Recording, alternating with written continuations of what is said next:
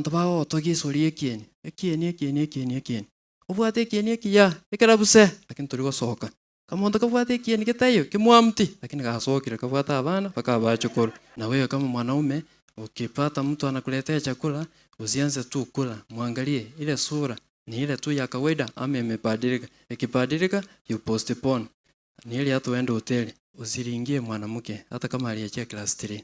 Atakuchanganya na baadaye utauza kila kitu na akili zako zote. Maisha ni kuchagua. Na ukichaguliwa basi fanya nini? Kubalika. Ukipendwa pendeka. Uzuri udanganya na urembo upita, bali mwanamke aliyemcha Bwana ndiye atakayesifiwa. Mzazi anafikiria mtoto analala nyumbani, ako kwa nyumba amelala, lakini kutoka nje kila ambacho anapewa ni Mungu tu. Watu wawe huruma. Sasa watu wanasema kuna kitu kitatoka Kisii eti Matiang'i akuwe president. Hao kuna watu waamini mambo kama hayo. Kuna watu waamini kwamba kuna familia ambayo mtu atatoka tu na atasimama na basi atakuwa taa kwa wengine. Usikunywe maji tu na chakula tu, bali ukunywe divai kidogo kwa ajili ya tumbo yako. Kwa hivyo ukiona mtu amekunywa usimdharau. Ndio usome 1 Timothy 5:23. Ukunywe kidogo lakini sio tunakunywa sana.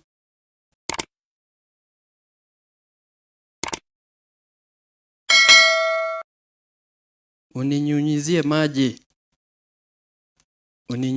maji. Ni maji aina gani? Mlianza na mvua na vile naona tutamaliza na nini? Kumbe mwenye hata aliandika na akaweka huo wimbo hapo alikuwa na maana yake. Kwamba alijua ya kwamba misa ya mwisho ya mama itaanza na mvua na baadaye basi itaisha na mvua. Lakini akasema basi uninyunyizie maji. Ni maji aina gani? Tulipokuwa tunaingia hivi, kuna watu ambao walikuwa wanatoka. Wakasema acha twende, mvua imenyesha. Na mimi nikasimama, nikamwangalia mpaka nikashangaa vile mmeshangaa tu hivyo. Kwa sababu gani? Nilimwangalia kama je, huyo mtu ni msafi? Ameoga? Na jibu nilipata kwamba hata wale ambao wanaogopa maji ni kweli hawaogangi. Kwa hivyo wale ambao wanaogopa mvua tuanze safari ya kwenda nyumbani. Mvua ikikuja basi tupate tuko nyumbani. Kifo si mwisho wa maisha, bali ni lango la kuingia katika uzima wa milele. Kifo si mwisho, bali ni lango la kuingia katika ufalme wa Mungu. Na kila mmoja basi tumeambiwa jinsi tulisikia kutoka somo la kwanza ya kwamba umepewa mambo mawili, maisha au uhai na kifo. Uchague. Unaposoma programu ya mama basi wana familia walijaribu kumsaidia, walimpeleka hospitali tofauti kwa ajili ya kupigania maisha yake. Lakini baadaye haya yote unapoangalia penye alikufia basi ni Karen Hospital. Kuna wengine ukijaribu ukifika Eldoret tunakuja unaanza kujisifu hapa eti ulipelekwa hospitali. Hospitali gani? Lakini hiyo yote ni mapenzi ya Mungu. Na wakati ukifika, saa ikifika hata utakufa tu. Even on the hands of the best doctors in the world. Chagua uzima ni kumchagua Mungu katika maisha yako. Kwamba hapo mwanzo, kitabu cha Mwanzo, Mungu alimuumba mwanadamu, akampa uwezo wa kuchagua kuishi, akampa maagizo ambayo yangemsaidia kuishi katika maisha yake. Lakini naye mwanadamu ni nani? Angalia mwanamke kama umeketi na yeye. Angalia mwanamke ambaye umeketi na yeye. Mwambie shida tunazipitia ni kwa sababu ya chaguo lako. Angalia mwanamke. Hao ni wanawake tu. Hata hapa ni wengi mno. Walichagua nini? Na bado ndio hao tunaendelea. Kifo. Ndio maana hata unapofika mahali popote, hata matanga kama haya, wale ambao wanalia sana ni akina nani? Wanalia kwa sababu ya shida zao na makosa yao ambayo walileta hapo ulimwenguni.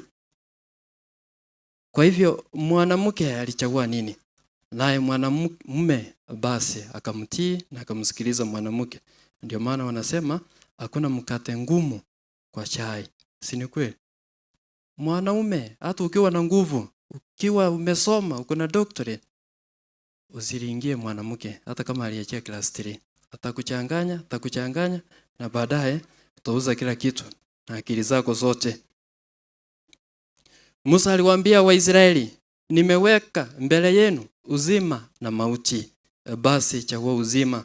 Huu si uchaguzi wa kuendelea kuishi tu, bali ni uamuzi wa kila siku katika maisha yetu.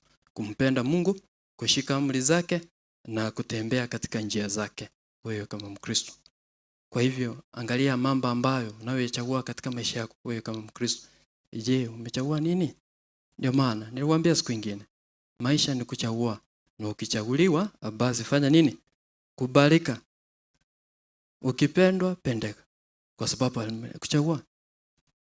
Hata masomo ambayo tumesoma leo tulichagua. Hata yule ambaye alikuwa Mama Pacifica Tanya alichaguliwa, walikuwa wengi lakini akachaguliwa na akaolewa hapa kwa mzee, akakubali, na ndivyo ikakuwa. Kwa hivyo maisha yetu sisi kama Wakristo ni kuchagua, lakini unachagua nini katika maisha yako wewe kama mwanadamu? Hata nguo ambazo umevaa siku ya leo uliziangalia ukachagua.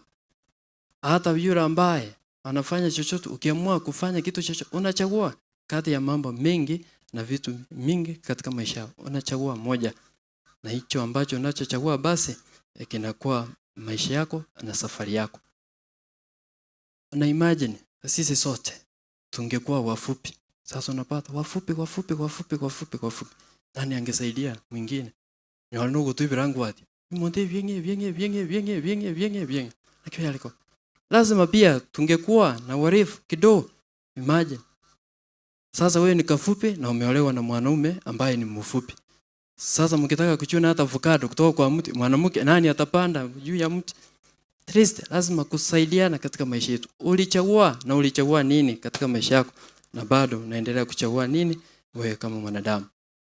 Na imagine sisi sote tungekuwa weuzi. Imagine hivi mwamu. Ingekuwaje? Nani angesaidia mwingine? Sisi sote. Lakini ni mpango ya Mungu. Ndio maana anachagua saa zingine, anachagua wale ambao wako na hekima, wale ambao wako na elimu, na baadaye anamwekea hapo kando kama mdudu. Anachagua mmoja ni Mkristo, mwingine anakaa kama mchawi, ama saa zingine anakaa kama mwizi. Hako tu anawabalance, anakupea watoto ndio wengine wamesoma, wanafanya kazi vizuri, alafu anakuwekea hapo kama msalaba kamoja, kalevi. Kazi yao wengine wakijenga na kununua kuku nyumbani, na yeye anazihamisha kutoka nyumbani kwenda penye anataka kuzipeleka. Mama huyo basi alikuwa shahidi wa uchaguzi huo. Licha ya changamoto zake za uzee, magonjwa, majukumu ya kifamilia na majaribu ya maisha, aliendelea kumtumainia Mungu. Ndio maana basi akafa kama Mkristo. Angalia mwenzako, ni wangapi umechoka na yeye? Umechoka na mume wako. Umechoka tu. Umekuwa mkingoja misa ndio hao ni kama hawakuji ndio hao tumefika. Wamechoka.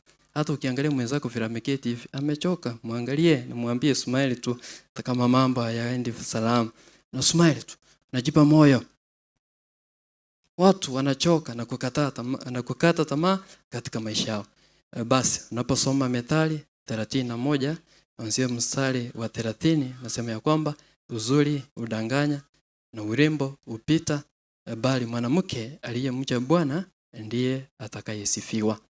Basi mwanamke ambaye atakayesifiwa. Mama Bikira Maria alisema ya kwamba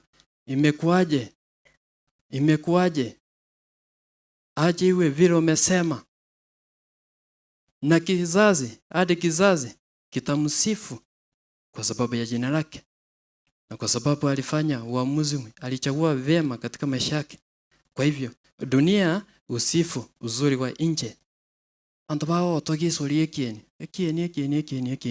ubwate kieni kia ikarabuse, lakini tuligosoka kama ndo kabwate kieni kitayo kimwamti, lakini gasokira kabwata abana bakabachukuru kwa hapo tu. Endelea kukaa tu. Dunia usifu uzuri wa nje, lakini Mungu usifu uaminifu wa moyo. nguvu upungua, chingurungu irachire.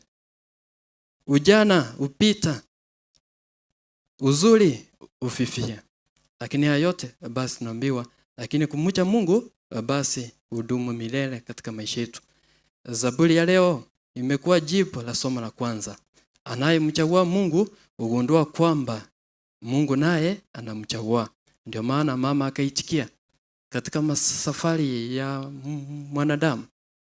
Unafanya mambo tofauti tofauti katika maisha yako. Unapomchagua na yeye anakuchagua, basi mnaanza maisha. Mungu akikuchagua na akikupenda, basi anakuondoa hapo ulimwenguni, mnaenda kukaa na yeye. Tunaambiwa kutoka Zaburi ya leo, basi Mungu anatuongoza. Mungu anatuchagua. Mungu anatukinga. Mungu anatufariji. Anaandamana nasi. Anatukaribisha nyumbani mwake milele kwa njia ambayo tumesikia na tumeona leo. Ya kwamba tumekuja kumsafirisha mama yetu kutoka hapo ulimwenguni hadi kwa Mungu. Basi kifo si kuachwa. Kifo si kuachwa. Mwanadamu anaweza kuacha. Mambo yakibadilika, mwanadamu anaweza toroka. Saa zingine hata yule ambaye alikuambia nakupenda, mkakuja tukawafunganisha harusi, padri akakuuliza, "Je, umempenda?" Kama sema, "Ndio father, nimempenda." Wanaume akaambiwa, "Mfungue, mtoe neti, uone kama ni yeye." Ukamtoa tu, ukapata ni yeye, ukasmile, ukampusu, ukasema ndio huyu. Baada ya miaka 2 ndio hao mnatandikana na mnarudi kwa father. Nani alisema, "Nitampenda kila wakati." Wakati wa shida, wakati wa magumu, na wakati akona pesa na wakati hata hana pesa. Upendo uliishia lini au uliisha siku gani? Wakati aliacha kufanya kila ambacho uliangalia katika maisha yako. Kama ni sura, kama ni pesa, hizo zote ziko na mwisho. Mtume Paulo anasema, "Toeni miili yenu iwe dhabihu iliyo hai." Tutoe maisha yetu kwa ajili ya wenzetu. Ndio maana wanaimba kama wanaisidia wako hapa, wanasema ya kwamba onye tumwanjeti. Sasa ndio hiyo. Tune ilikuwa imeanza kupotea. Kama unajua kuimba, imba basi.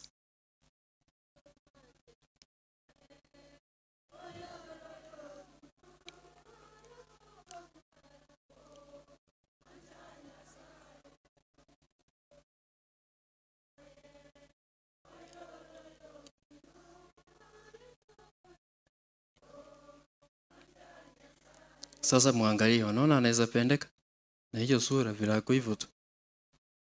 Anaweza pendeka. Lakini tunaambiwa ya kwamba umpende jirani yako, jinsi tulisikia kutoka somo la pili. Ya kwamba basi sadaka si kufa, bali ni kuishi maisha matakatifu kila siku. Maisha ya Mkristo yanakuwa ibada ya kweli yanapojaa mambo haya: unyenyekevu, uvumilivu, msamaha, ukarimu na upendo wa kweli. Mtakatifu Paulo anatuambia hayo mambo. Tuwe wanyenyekevu, tuwe wavumilivu, tuwe watu wa kuomba msamaha na kusameheana, tuwe wakarimu katika maisha yetu na tuonyeshe upendo wa kweli. Hapo ndipo injili ya leo basi inaanza kupata maana kamili, jinsi tumesikia kutoka somo la pili Warumi. Imani si kusema tu kwamba tunamwamini Mungu. Imani lazima ionekane kwa matendo ya upendo. Matendo ya upendo. Nyole njara kuerelia ndagara nyumba, hapo unajua tu ya kwamba anakupenda. Na wewe kama mwanaume ukipata mtu anakuletea chakula, usianze tu kula. Muangalie ile sura ni ile tu ya kawaida ama imebadilika. Ikibadilika you postpone. Ni ile hata uende hoteli, hata uwezi utaokoa maisha yako. Sababu mambo yatabadilika anytime kwa hiyo nyumba. Usiseme kama amekasirika kama hajakasirika, tumbo na chakula na kukasirika kwake vinahusiana aje au kuna uhusiano wa aina gani? Bali lazima uangalie wewe kama Mkristo na wale ambao mnashirikiana nao mnaishi kwa njia gani. Basi tumesikia kutoka somo la Injili Msamaria mwema na kazi zake. Kwanza Wasamaria walikuwa watu wa aina gani? Watu ambao walikuwa wametengwa. Tumeambiwa kwamba alikuwa Msamaria mwema, good Samaritan. Ya kwamba kati yao wengine Samaritans wote walikuwa wabaya, ndio kukatokea mmoja a good Samaritan. Kuna watu ambao wanasema can anything come from Gotinyango? Can anything come from Kisii? Sasa watu wanasema kuna kitu kitatoka Kisii eti Matiang'i akuwe president. Hao kuna watu waamini mambo kama hayo.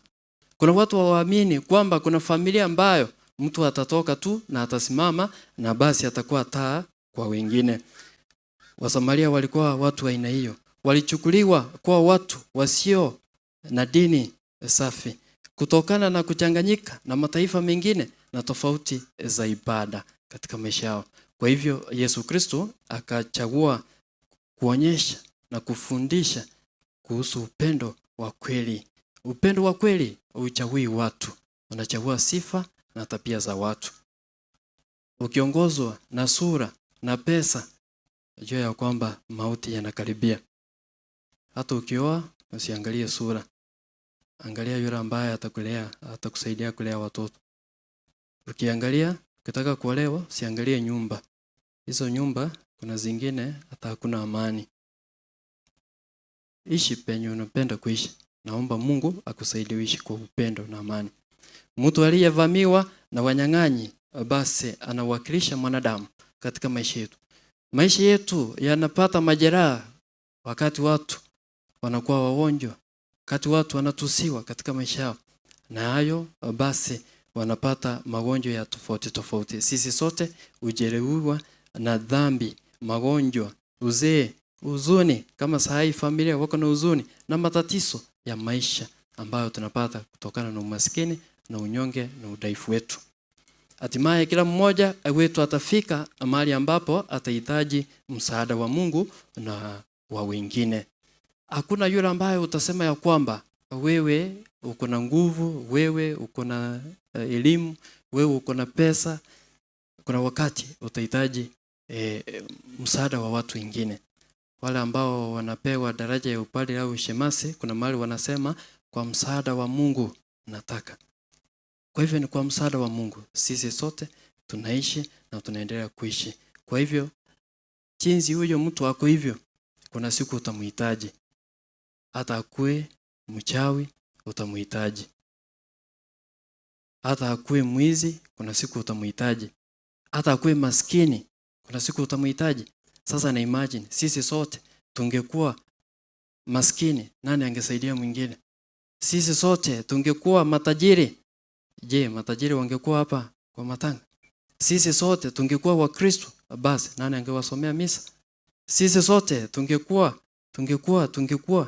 nani angekuwa na? Kwa hivyo maisha yetu Mungu anatupanga kulingana na mapenzi yake. Usiangalie mtu ambaye ni mwenda wazimu ukamcheka, ukasema sasa huyo ni mwenda.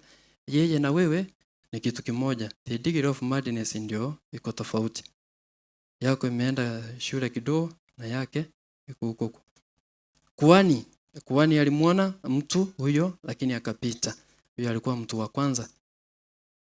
Huyo anawakilisha dini isiyo na huruma. Watu wana huruma katika maisha yao. Viongozi wa makanisa ndio hao. Padre ndio huyo ana utu. Anaangalia tu mtu hivi, anamhurumia, anambariki, anamwambia nenda. Sasa umemsaidia kweli? Atasaidiwaje? Dini, mtu anatumia dini kunyanyaza wengine. Endo uze kila kitu ulicho nacho, ukuje upande mbegu. Tangu upande mbegu injawahi mea. Unaendelea uko na matumaini ya kwamba ipo siku itafanya nini? Kuna watu ambao wanatumia jina la Mungu. Hata Yesu Kristo alituonya akasema ya kwamba not all who call my name are for me. Kuna wengine basi wanatumia dini. Huyo ni kwani mtu anaweza kusali, kusoma Biblia, kuhudhuria misa lakini akashindwa kumpenda jirani. Ibada isiyozaa huruma haijakamilika mbele za Mungu. Ndio maana basi si kila mtu anakufurahia. Hata mapadri wanapokuja kwenu, sio wote ambao wako na imani. Imagine father amekuja nyumbani na amekuja kumpea mgonjwa mpako wa wagonjwa. Na upate kuna nguvu za mtu alifanya huyo mtu akakuwa mgonjwa. Unafikiria anafurahia? Ndio maana unaona saa zingine mimi nikikuja kwa jumuiya naanza kubariki nyumba. Ndio naone hao ambao wanapika aje kama wamekunja sura Na kama tumewahi kukosana mahali, I postpone kula kwa hiyo nyumba. Niharakishe tu nitoke. At least you save your life. Sio watu wote wanafurahia ile kazi ambayo unayoifanya wewe kama mwanadamu. Watu wanaweza kuwa wanasali. Wako kanisani wanasali, lakini matendo yao usiku ndio hao wanakimbia. Mtu anasoma Biblia saa hii, ana dance tu vizuri. Ana dance kwa sababu ameona kila ambacho ameona. Unahudhuria misa kama siku ya leo, lakini maisha yako yamebaki tu kuwa yale yale. Mlawi naye alimuona lakini hakusaidia. Anawakilisha wale wanaojua mema lakini hawafanyi katika maisha yao. Unaona mtu ameanguka, unapita tu kando. Unaona mtu unastahili kumsaidia na kumrekebisha. Sasa kuna huyu mtu. Kijana alienda akasoma. Hiyo ndio kesi tunaando sai. Ameenda amesoma, ametoka university kwa second year. Amekuja nyumbani. Sasa mzazi wake anamkazia maisha. Anahakikisha ya kwamba amelala. Na kumbe sasa jirani yake ameenda akatopoa shimo kwa bedroom ya huyu jamaa. Mchana anafunga na jiwe, halafu usiku anafungua. Anakuja ni pipe. Wanamwekea kama ruchi nyumba. Mzazi anafikiria mtoto analala nyumbani, ako kwa nyumba amelala, lakini kutoka nje kila ambacho anapewa ni Mungu tu. Watu waone huruma. Unajua kila ambacho unastahili kufanya, lakini ukifanyi wewe kama mwanadamu, wewe na Mlawi ni kitu kimoja. Ukristo si maneno mazuri, bali ni matendo ya upendo. Matendo ya upendo. Si maneno tu. Si kusema ya kwamba nakupenda, nafanya nini? Matendo ya upendo. Msamaria mwema ndiye Yesu, shujaa wa hadithi. Ndio maana niliamua kuchagua somo hilo. Alifanya mambo haya. Kipenda kuyataja. Alimuona kitu cha kwanza. Jinsi kila mmoja wetu anaona wenzetu. Unaona mtu anaanguka kwa shimo, unajifanya uone. Yeye aliona, ndio. Kitu cha pili akamhurumia. Huruma. Kitu cha tatu akamkaribia. Akamtibu majeraha, akambeba, akampeleka mahali usalama. Akalipa gharama na akaahidi kurudi. Ni Yesu. When you read the interpretation of that scripture, kwamba Yesu Kristo ndiye msamaria mwema. Upendo wake ulikuwa wa vitendo. Hivyo ndivyo upendo wa Kristo unavyopaswa kuwa katika maisha yetu. Zaidi ya hayo, msamaria mwema anamwakilisha Kristo mwenyewe ambaye wanadamu kupitia kujeruhiwa kwao na dhambi basi aliweza kufa msalabani kwa ajili ya kutukomboa sisi. Alitukomboa kwa kumwaga damu. Alitukomboa kwa kubeba msalaba. Jinsi tumeambiwa kutoka somo la Injili ya kwamba huyo mtu alimbeba huyo ambaye alikuwa amejeruhiwa. Alimbeba. Msalaba unastahili kuubeba katika maisha yako. Alituleta ndani ya kanisa ambalo ni mahali pa uponyaji wa kiroho, na alilipa gharama ya wokovu wetu kwa damu yake mwenyewe. Ameahidi kurudi tena katika utukufu, jinsi tunavyosoma Injili au neno la Mungu ya kwamba he promised us he will come back to save us and to bring us to him. Alitumia nini? Alitumia mafuta ambayo tumeambiwa ya kwamba mafuta ni ishara ya uponyaji wa Mungu. Kuna wale ambao wanapinga sakramenti ya mpako wa wagonjwa. Mama alipokea hayo kwa sababu alikuwa anaishi kwa imani yake. Unaposoma Yakobo 5:14-15. Ikiwa mmoja wenu basi ni mgonjwa, enda katafuteni wazee wa kanisa, nao watakuja wamwekee mikono, wamwombee na kumpaka mafuta, naye ataweza kupata au kupona. Divai inaambiwa ya kwamba alitumia divai. Divai maana yake ni gani? Divai ndio tunayotumia na ndio mama alipenda katika kushiriki misa. Kuna wakati nilimletea Holy Communion hapa kwa nyumba na baadaye basi nikaona furaha yake. Watu wakikula mwili na damu ya Kristo basi wanapata uzima wa milele. Unaposoma John 6:54 inasema ya kwamba wale ambao wanakula na kunywa damu na mwili wa Yesu Kristo wana uzima wa milele, hata wakifa basi watafufuliwa siku ya mwisho. Usikunywe maji tu na chakula tu, bali ukunywe divai kidogo kwa ajili ya tumbo yako Kwa hivyo ukiona mtu amekunywa usimdharau.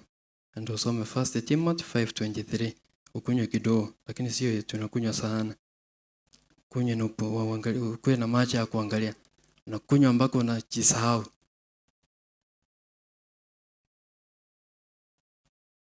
Vitambaa, uponyaji, huduma ya kanisa na urejesho wa maisha.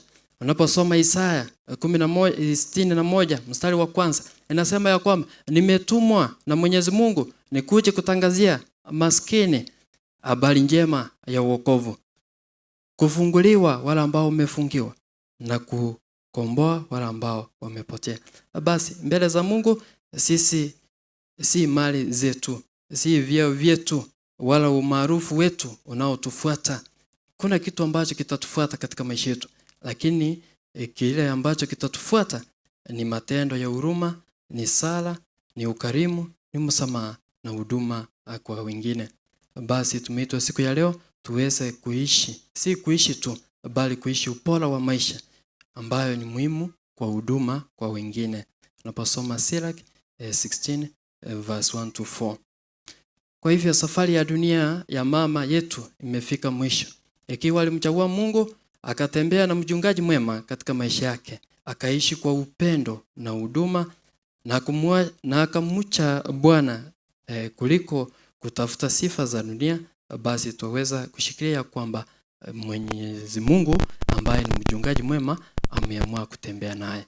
Kwa hivyo maisha yetu kila wakati ni kumchagua, ni kufanya chaguo katika maisha yetu. Kwa hivyo ukichagua vema utaishi vema, ukichagua vibaya basi na hayo yatakufuata.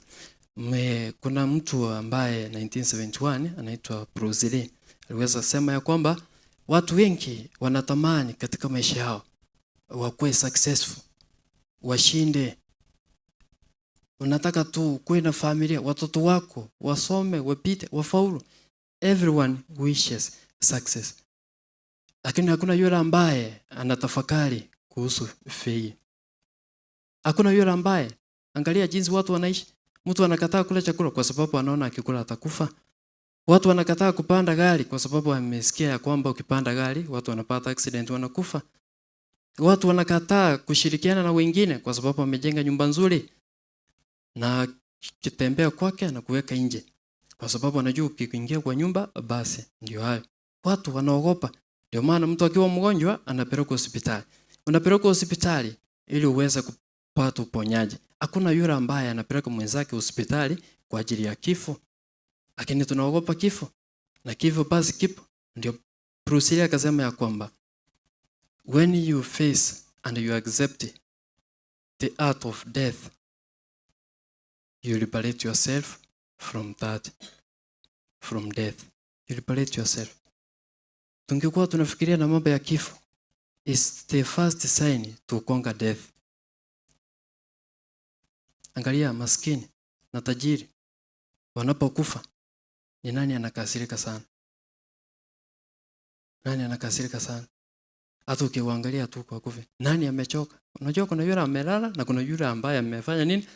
Mungu na huyo mama kuleta katenga huyo kule pi. Kila aligeti mbele. Unataka ligere katenga huyo haraida. Maskini is easier to accept the death kwa sababu kwanza hana kitu. Hana kitu anaacha nyuma. Kama ni kifo, si sasa aende atoke kwa hii nchi ya mateso na mahangaiko. Anaenda tu kama ni kifo anaenda tu. Lakini tajiri anapingana.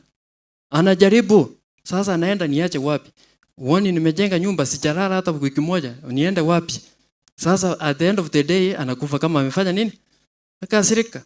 Kwa hivyo tuangalie maisha yetu. The first step to conquer death is you accept. You accept and you face it. Si rahisi, lakini kwa msaada wa Mungu inawezekana. Kwa hivyo tuombe Mungu, mama aendelee kupumzika kwa amani, basi kwa familia Mungu awafariji. Ambaye ni mchungaji mwema aweze kutembea nanyi. Tumsifu Yesu Kristo.